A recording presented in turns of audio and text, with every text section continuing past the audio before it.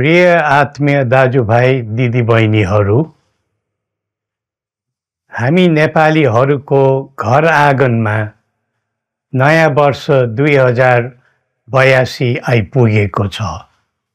नयाँ घाम, नयाँ ज्योति, नयाँ उत्साह लिएर आएको नयाँ वर्षको उपलक्ष्यमा देश तथा विदेशमा रहे बसेका सम्पूर्ण नेपालीहरूको सुख र शान्तिको मङ्गलमय शुभकामना। हरेक नयाँ वर्ष नूतन आशा र विश्वास बोकेर आउने, तर वर्षको बिदाईमा एउटा घनघोर निराशाका बीच हुने गरेको धेरै साल भयो। समाजका विभिन्न दल, वर्ग र जन समुदायले आफ्नो धारणा, आस्था तथा अभिव्यक्ति राख्न पाउनु प्रजातन्त्रको सुन्दर विशेषता हो। तर त्यस्तो धारणा र मान्यता प्रस्तुत गर्दा सबैले संयम अपनाउनु पर्दछ। केही दिन अघि जनप्रदर्शनमा जुन प्रकारको हिंसा, आगजनी, तोडफोड भयो, त्यसबाट जस प्रकारको मानवीय एवं भौतिक क्षति भयो, त्यो सुन्दा हामीलाई अत्यन्तै दुःख लाग्यो। नागरिक स्वतन्त्रता भन्दा ठुलो तन्त्र वा वाद हुँदैन। वास्तविक प्रजातन्त्र त्यहाँ हुन्छ जहाँ राम्रो, नराम्रो, जनगुनासो वा गुणगान सुन्ने परम्परा र संस्कार हुन्छ। नेपाली जनतामा देश र भविष्यलाई लिएर जुन खालको जागरुकता पैदा भएको छ, त्यसलाई हामीले सकारात्मक रूपमा लिएका छौँ। वास्तवमा नेपाली जनतामा रहेको देशभक्तिपूर्ण भावना विश्वमै अनुकरणीय र अनुसरणीय छ। देशलाई विद्यमान जटिलताबाट मुक्त गराई शान्त, स्थिर र समृद्ध मुलुक बनाउने जागरुकता जुन पैदा भएको छ, नयाँ वर्ष 2082 मा नेपाली जनताको चाहना अनुसारको परिणाम हासिल हुने विश्वास थपिएको छ। मुलुकमा व्याप्त अशान्ति, अराजकता, निराशा र असन्तुष्टिबाट आम नेपालीलाई मुक्त गर्न नेपालको राज संस्थाले जहिले पनि योगदान पुर्याउँदै आएको विदितै छ। राष्ट्रियता र प्रजातन्त्रलाई मूल कार्य मान्दै जनभावना बमोजिम चल्ने बहुदलीय प्रजातन्त्र र संवैधानिक राज संस्थाको परम्परामा हाम्रो मान्यता रही आएको छ। वर्तमानमा बदलिँदो जनचाहनाको पनि कदर गरी राज्य शक्तिको स्रोत जनता नै हुन् भन्ने मन्जुरी सदैव स्थापित हुनु पर्दछ। राष्ट्र निर्माता श्री 5 बरामहाराज धीराजको दिव्य उपदेशलाई नै अबको राज्य सत्ताको मूल मन्त्र सोच्नुमा के होला? सन्तुलित कूटनैतिक सम्बन्ध र आत्मनिर्भर नेपालको परिकल्पना नै पृथ्वी पथको मूल सार हो। यही नै राजनीतिको मूलधार हुनु पर्ने हो।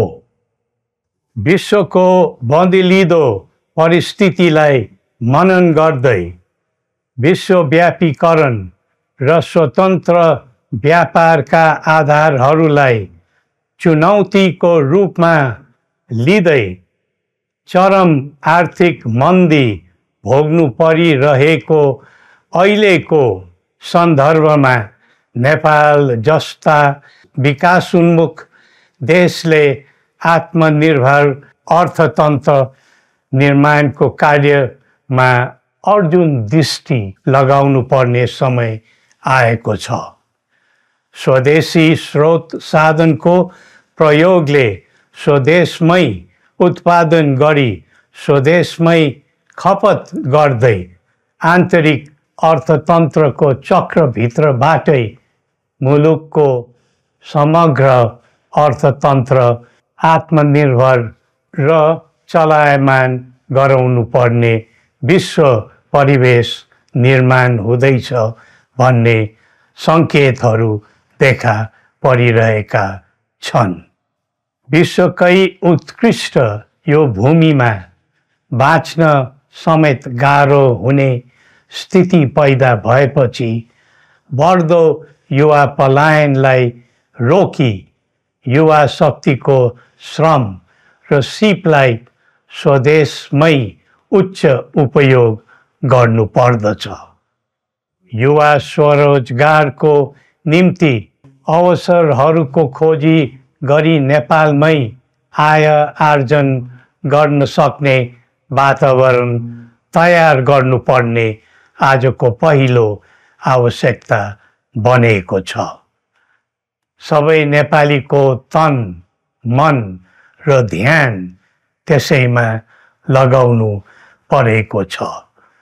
विश्वभरि छरिरहेका नेपालीहरू एकताका सूत्रमा बाँधिन अब ढिला गर्नु हुँदैन। आफ्ना ज्ञान, सिप र सामर्थ्य मात्र होइन, त्यहाँ आर्जेको पुँजी, स्रोत र साधन समेत नेपालमै लगाउनु पर्दछ भन्ने भावना सबैमा जागृत गराउनु परेको छ। प्रकृतिले दिएको स्वर्ग जस्तै सुन्दर हिमवत् खण्ड नेपाल सिँगार्न र विकासको विपुल फुक्न कसरी लाग्ने र लगाउने स्वदेश फर्क स्वदेश नै स्वर्ग भन्ने अभियान चलाउनु पर्ने आजको आवश्यकता भएको छ।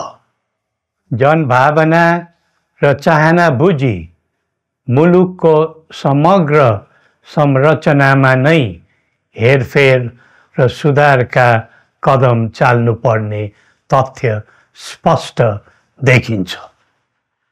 शिक्षा, स्वास्थ्य र दैनिक कामकाजका पद्धति र प्रणालीहरूमा आमूल परिवर्तन र सुधार गरी यिनको आधुनिकीकरण अनिवार्य भइसकेको छ।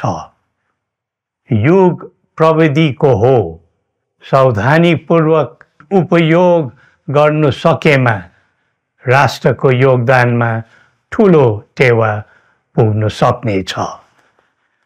सुशासन र भ्रष्टाचार मुक्त प्रशासन मूल नारा हुनु पर्दछ। हामी अस्थिरता, अशान्ति, अराजकता, विपन्नता र भ्रष्टाचारको अन्त्य चाहन्छौँ। त्यसका निम्ति नेपाली जनताबाट हुने हरेक प्रयासहरूमा एकबद्धता रहनेछ।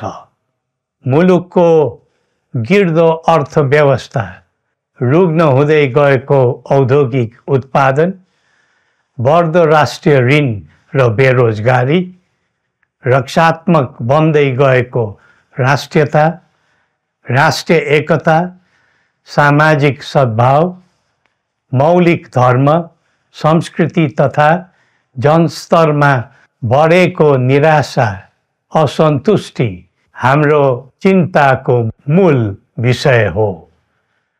नागरिक पलायनसँगै पुँजी पलायन, भ्रष्टाचार र व्यथिति देशले थाम्नै नसक्ने स्तरमा झाँगिएको छ।